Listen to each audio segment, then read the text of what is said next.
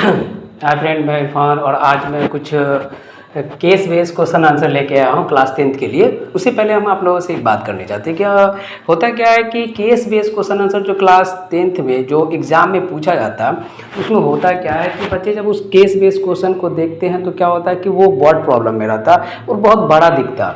बड़ा दिखने की वजह से क्या होता है कि बच्चे देखते साथ ही डर जाते हैं और वो सोचते हैं कि ये कैसे बनाएंगे, ये इतना बड़ा क्वेश्चन हम सॉल्व कैसे करेंगे।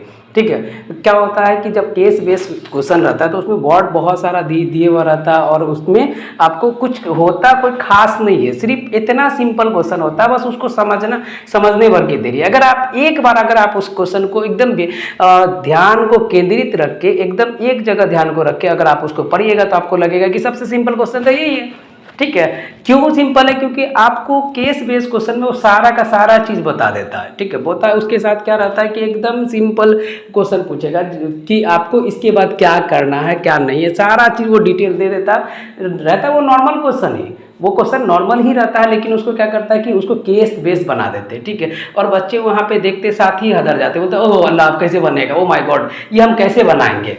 ठीक है, लेकिन अगर आप उसको एकदम ध्यान से 2 मिनट पहले अपने आप को शांतिपूर्वक रहिएगा और देखिएगा और पढ़िएगा तो आप बोले यार चल बाप को मत सिखा, इससे सिंपल क्वेश्चन कुछ होगा ही नहीं। तो एग्जाम में ज़्यादा हाइपर नहीं होना है, एकदम प्यार से पहले उस क्वेश्चन को पढ़ना है, उसके बाद क्या करना है कि आराम से उसके बाद सॉल्यूशन देना। तो आज से हम क्या करेंगे, क्लास 10 के लिए केस बेस्ड जितना भी क्वेश्चन आएगा, जितना भी क्वेश्चन है, चाहे वो चैप्टर 1 में जो हो रियल नंबर हो, रियल नंबर में जो भी रहेगा वो बताएंगे, उसके बाद वाले चैप्टर का बताएंगे पॉलिनम, उसके बाद जो आता है जैसे आपको क्वाड्रेटिक इक्वेशन का हो गया, लीनियर इक्वेशन का हो गया, या फिर ट्रिग्नोमेट्री का हो गया।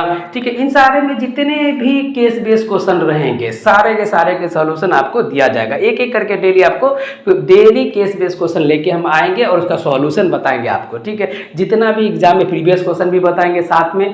ठीक है, साथ में प्रीवियस क्वेश्चन में प्रीवियस ईयर में जो क्वेश्चन सब पूछा गया वो भी बताएंगे, प्रीवियस ईयर में कौन सा केस बेस्ड क्वेश्चन आया था वो भी आपको सारा का सारा डिटेल बताया जाएगा, एक एक का सॉल्यूशन दिया जाएगा। ठीक है, तो अगर आपने मेरे चैनल को अभी तक सब्सक्राइब नहीं किया तो सबसे पहले सब्सक्राइब करें। ठीक है, और बेल आइकन को दबाना नहीं भूलेंगे। ठीक है।